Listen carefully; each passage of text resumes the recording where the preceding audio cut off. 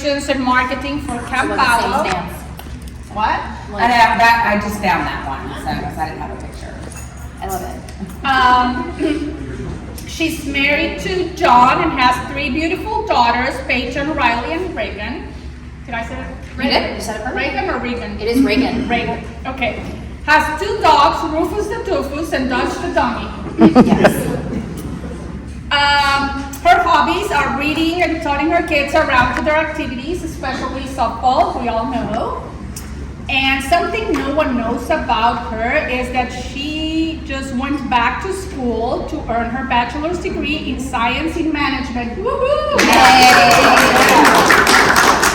And the surprise that she has for us today is that we are all invited to her graduation. Yeah. Open bar. Yes. Open bar. It's virtual. We can do a Zoom drinking contest. Damn, bring your own. Yeah. The key to success is consistent communication and the desire to continue learning. I'm excited to hear about this, even though I don't have doggies, but I wish I had. With Camp Meow Meow. Yes, and I did wear a cat shirt today, okay? I thrifted this just for today. It is a cat shirt. I just pushed the arrow this way. Whatever way. Oh. You'll find out real quick. Yep. Okay, so just so everyone knows, I am putting this on YouTube. We've all been successfully quiet, shockingly, today than normal. So Michelle is recording this presentation for me, so if you have any side conversations or phone calls you have to make, or you need to make a lot of noise putting your cookies in your grocery bag, I ask that you wait until the end, because if I can manage to get this in one sitting, it'll be posted.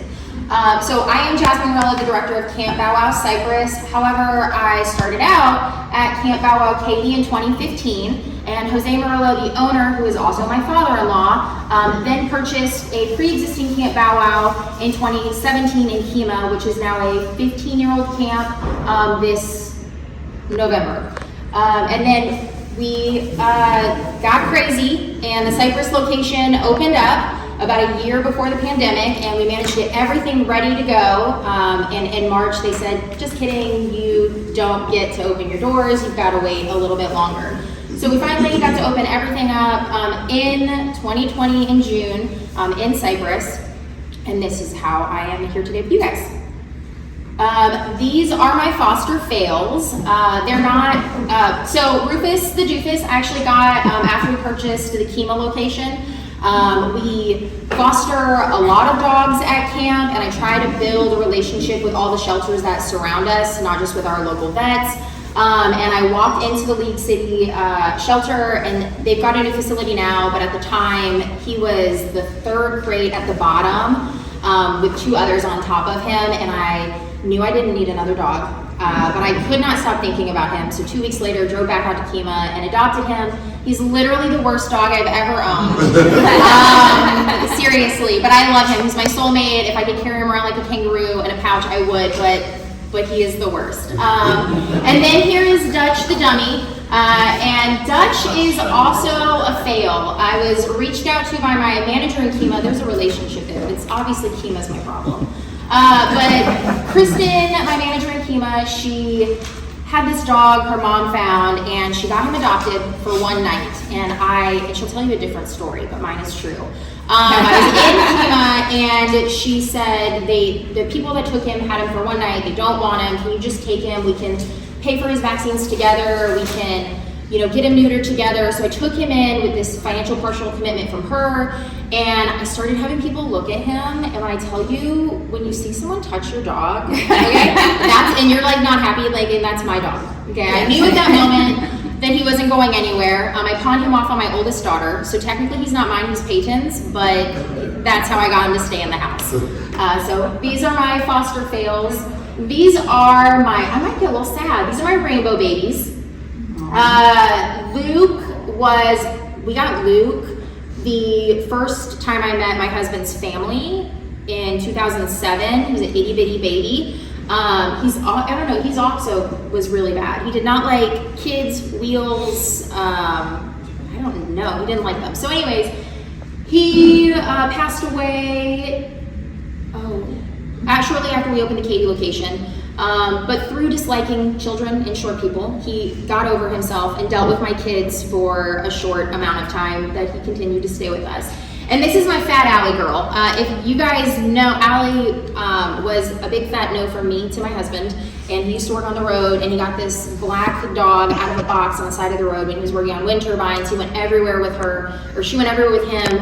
And so she literally is the perfect family dog. She listened, you could tell her to crate. She was, I could have donated her to science, the way she ate chocolate out of the trash can and the stockings. Like, she was amazing. So these are my rainbow babies, my rainbow bridge puppies.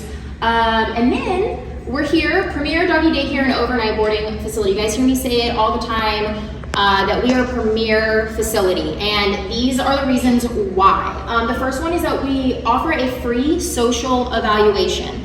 I've touched base before that other facilities, not only do they, we require vaccines, we require applications, you come in for the interview, but they charge you for your interview. And that feeling of, what if my dog is not a good fit, or this is not a good fit for me and my dog, and you've now spent upwards of $45 to be turned away or decide you don't like it. So our first day at camp is completely free. Not only is that the evaluation process, which takes about 30 minutes of the pet parent's time, it's the extended time that we require them to be there, which is roughly 3 hours. But if you're like, my dog is having a great time, I'm happy that my dog is happy, they can actually stay for the full day. We offer live webcams online, not only on our webpage, but there's a free app on your phone as well. So when I tell you parents watch their dogs, they're watching their dogs. I watch Dutch when he goes to work and I'm in the office, and then I text my staff, why is he sleeping? He does not come here to sleep. So people are watching their dogs on these cameras. And again, it is completely free. Hospital grade solutions, this is a big one. We are a nationwide franchise. So with that, we're not mom and pop, we're not going to the store, we're not buying bleach and ammonia to clean up after our dogs. We're using hospital grade solutions that are, they're friendly, they're safe for the dogs to walk on. So you see us cleaning in the play yards. It's not gonna burn their feet, and it's not gonna harm their tummies. It's live enzymes that eat that icky bad bacteria that's left over from the dogs playing and interacting out in the yards. We offer indoor and outdoor play areas. That's a big one here in Texas. So we have inside yards that are connected to the outdoor yards. Dogs can go in and out all day long, which a lot of places, if you shop around when you have a dog looking for a doggy daycare, they either are outside all day long or they're inside confined to a concrete area when it's raining. Our dogs have that luxury of going in and out all day. Inclusive pricing. This is a big one for boarding. Our daycare is included in our boarding prices. So when your dog spends the night, there's no additional fees for them to go out and socialize the next day. We're not walking them 2 to 3 times a day. They're averaging 6 to 8 hours a day socializing with their friends. And it includes medications. Okay, that's a big one for pet parents. Dogs are now our children. They've got anxiety. They're taking lots of medication they probably weren't taking 10 years ago. We administer that for free. There's no additional fees to make sure that your pup is happy in our care. Now this is why we're presenting today, because today I'm excited to share with you guys about my passion for fostering. So since we opened in 2015, Katy has fostered 49 dogs. If they are not adopted within the month, they are adopted shortly after they go back to the shelter. And Special Pals is a no-kill shelter. I never feel guilty about them having to go back. They're not going anywhere. I can always bring them back, but I try to showcase a new dog every month at camp. Kima, since 2017, with the Bay Area Pet Adoptions, we have fostered 4. 3 little pitties, which is a different type of fostering. We keep their dogs with us for 2 weeks, and then they actually transport their dogs out of state. So this has allowed us to have a lot more dogs in our facility to then go out. We have had 33 of their dogs. Cypress, since opening with Special Pals, we have fostered 12, and Rockabully and Friends is local here in Katy. They foster out of their homes. We have fostered 3 for them. Why we foster at camp? It helps dogs build social skills, provides mental stimulation, increases adoption rates, identify behavior issues, and reduces stress. This is a big one right here. And when I mentioned that we try to showcase a new dog once a month, It's because I put them on our Facebook, our Instagram, they're in our lobby on a picture, they're seen by clients. Clients are now watching a dog that is available playing with their own dog. So this is a big reason why we foster at camp, because when you go into a shelter and you see a dog scared in a corner, they're less likely to be adopted because they're not feeling like themselves. Okay, so with that, your surprise and my 2 minutes left, my manager Maddie has come out this morning with a pup from Special Pals for you guys to check out. This is Charlie. Charlie is 4 months old, a rat terrier hound mix, and is available for adoption and will be out at Cypress for the next 30 days.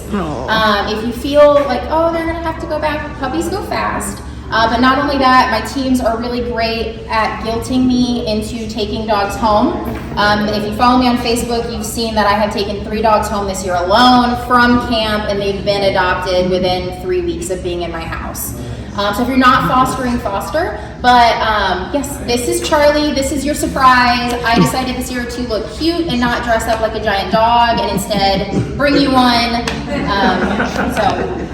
Anyways, does anyone have any questions? Yes, Kendra. Where do you get your pups that you need to foster or to have adopted? Are they just strays or? So Charlie was actually left on the side of the road, and that's usually the story we get. The last 2 siblings that I fostered, their story was that strangers picked them up, they were in a box, again on the side of the road.